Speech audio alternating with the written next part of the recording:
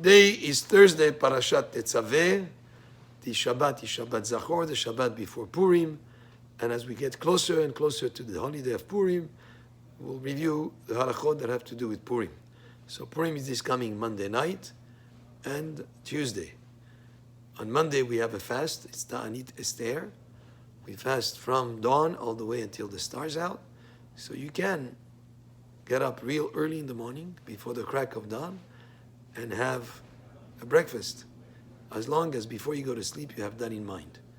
The idea is as long as the dawn hasn't come yet, it's still part of the night, and therefore that's why you can eat, and the fast is during the day. The Monday night is the end of the fast, and that's when we read the Megillah. So one of the mitzvot of Purim is to read the Megillah or to hear it being read from a scroll of parchment with the Megillah written on it by a sofer. The scroll of Megillat Esther is how it should be read in the synagogue by the Shaliach Tzibur. If individually you can own your own Megillat Esther kosher on klaf, that's the best way to do it.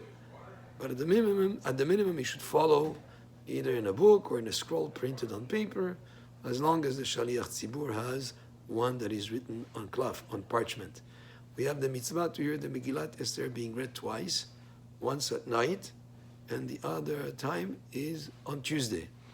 Tuesday morning, we read the Megillah in the synagogue, and if we're not able to hear it during the prayer, we have a second reading a little bit later, like around 10:45. But the time to read the Megillah during the day is really the whole day, all the way until sunset. When there are 10 people or more, then you say the brachot before and the brachot after the Megillah. If you have less than 10 people, then you say only the brachot before, but not the bracha that comes after the Megillah. So that's the mitzvah of Mikra Megillah. We have another mitzvah, or there's three other mitzvot on Purim. The other mitzvah is matanot la'evyonim, to give gifts to the poor people, to the needy people, and that's two people at least, two needy people. You give them the amount of money that would take to buy a meal, and therefore either you give it directly to a needy person, or you can make someone an agent on your behalf to make sure that it gets to needy people on Purim. And you can make the synagogue or myself as an agent to distribute those funds on your behalf. And that's matanot la'evyonim. Then we have another mitzvah, which is mishloach manot ish lere'eu, for a person to send portions of food to one another, and you fulfill the mitzvah once you send it to one person.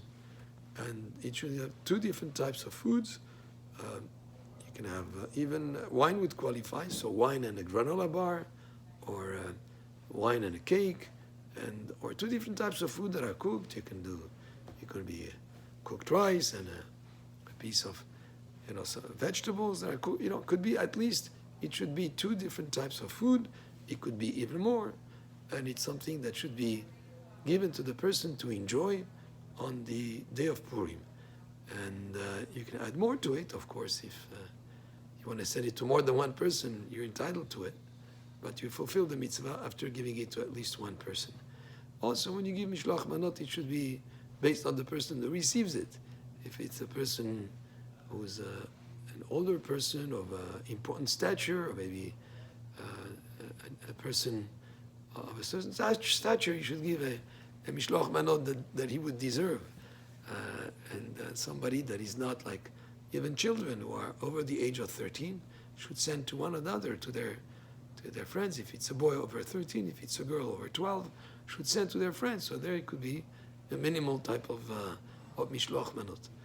And the idea is to do those mitzvot of reading the Megillah, of sending the gifts to one another, of giving gifts to the poor, should be done before the fourth mitzvah, which is the mitzvah of Seudat Purim, to have a Seudah, a copious meal for Purim, a meal to celebrate the holiday of Purim. Now, there is a tradition to also drink wine on Purim, but the idea is not to get drunk.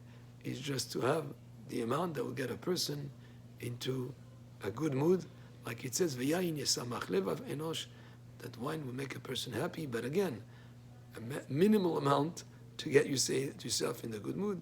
There are some that other approach that you can even get drunk, but that's not something that is recommended, because if you get drunk and you're not able to say Birkat Mazon properly, or to pray Arvit at night, then what have you done? There are things that are mitzvot that are important. Also, if a person would drink wine and act in a way that is not proper in terms of what he would say, in terms of how he would act, then it would be a wrong way to do it. And so, yes, we do drink to get in the spirit of simcha, of happiness.